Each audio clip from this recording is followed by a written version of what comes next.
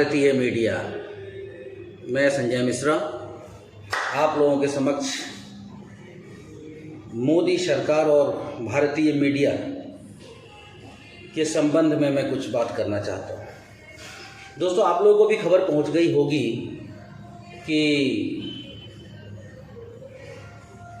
CAG का कुछ report आया है और उस रिपोर्ट में घोटालों का खुलासा हुआ है। लेकिन ये घोटाले की खुलासे की जानकारी आपको किसी नेशनल चैनल से नहीं मिली होगी। अभी तक मैंने तो इस न्यूज़ को नहीं देखा है। यदि आप लोगों ने देखा हो तो मुझे ज़रूर शेयर कर दीजिएगा, उसके लिए मैं आप लोगों को धन्यवाद बोलूँगा। लेकिन दोस्तों, मैं एक बात बताना चाहता हूँ। मैं भारतीय मीडिया सत्ता पक्ष की तरफ से विपक्ष के किसी नेता पर आरोप लगे और मैं क्या करता हूँ, भारतीय मीडिया के तौर पे मैं अपनी पूरी जिम्मेदारी का निर्वहन करता हूँ। चाहे वो सत्ता पक्ष के किसी नेता ने फर्जी तरीके से किसी के ऊपर आरोप लगा दिए हों, लेकिन मीडिया के पास सूचना आई है। अगर इस मीडिया के पास सूचना आई है तो मेरा काम बनता है उस सूचना को जनता तक पहुंचाना, उस पर डिबेट करना, वो मैं करता हूँ।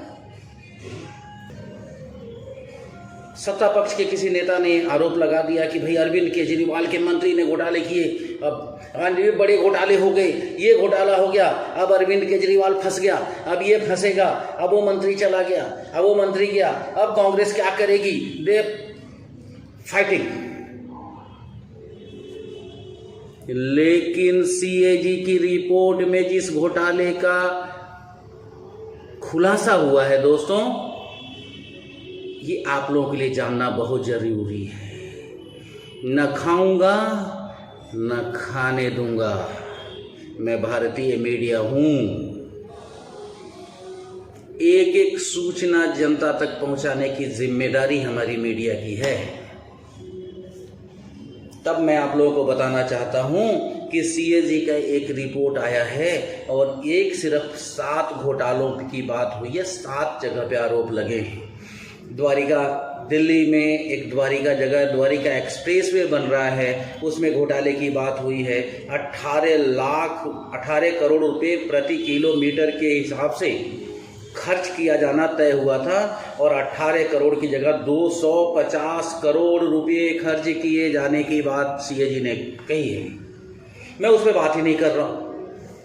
मैं तो बात कर रहा हूँ तो मैं बात करना चाह रहा हूँ आयुष्मान भारत योजना पर। आयुष्मान भारत योजना जो कि हमारे देश के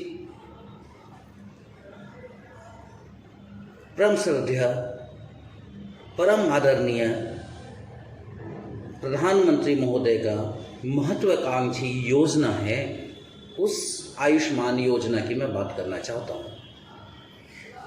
आयुष्मान योजना में भाइयों बहनों, सीएजी की रिपोर्ट ने घोटाले की बात की है। सीएजी की रिपोर्ट ये कह रही है, सीएजी की रिपोर्ट ये कह रही है कि एक मोबाइल नंबर, एक आदमी का एक मोबाइल नंबर होता है ना। मेरा मोबाइल नंबर जैसे मेरे पास है, मेरा मोबाइल नंबर है, नाम से अलॉट होता है, उस पर वोटर आईडी देना होता है, आधार देना होता है, कुछ भी आपका एक आईडी देना होता है, तो आपको आधार, फ़ोन नंबर, सिम आपको अलॉट होगा। एक नंबर से लाखों लोगों का रजिस्ट्रेशन हुआ है, लाखों लोगों का। ये किसी नेता का आरोप नहीं है, ये सीएजी का रिपोर्ट है। और 43,000 से ज़्यादा लोगों का एक आधार नंबर पाया गया है, एक आधार नंबर। अब बताइए क्या करें? मोदी जी तो घोटाला कर नहीं सकते, और जहां मोदी जी घोटाला नहीं कर सकते तो इसका मतलब सीएजी गलत है, और सीएजी के रिपोर्ट के ऊपर चर्चा करने वाला गलत है।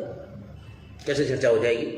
क्योंकि नरेंद्र मोदी जी हैं, उनकी सरकार में तो घोटाला हो ही नहीं सकता, क्योंकि तो बार बार कहते हैं मैं किसी भी घोटालेबाज को छोड़ूंगा नहीं, वो सब के सब भाजपा में होंगे, कोई मुख्यमंत्री बनेगा, कोई उप मुख्यमंत्री बनेगा, एक भी घोटालेबाज भाजपा से बाहर नहीं रहेगा।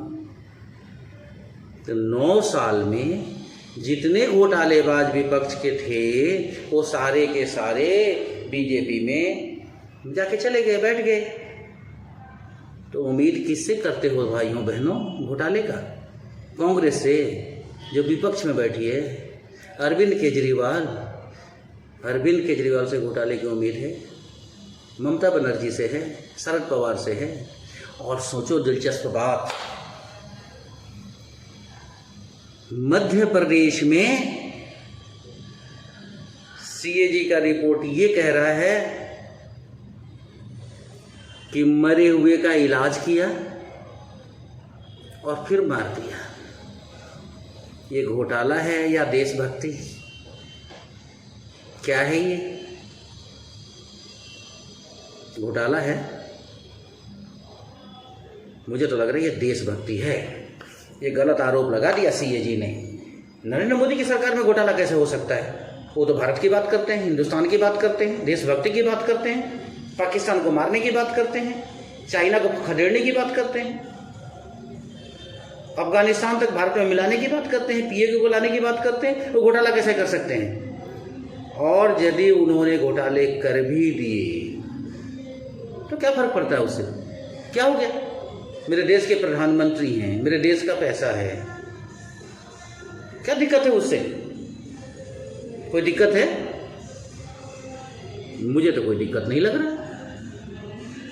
देश बिक जाएगा, क्या हो गया उससे? देशभक्ति की तो बात हो रही है, हम हिंदू तो हैं।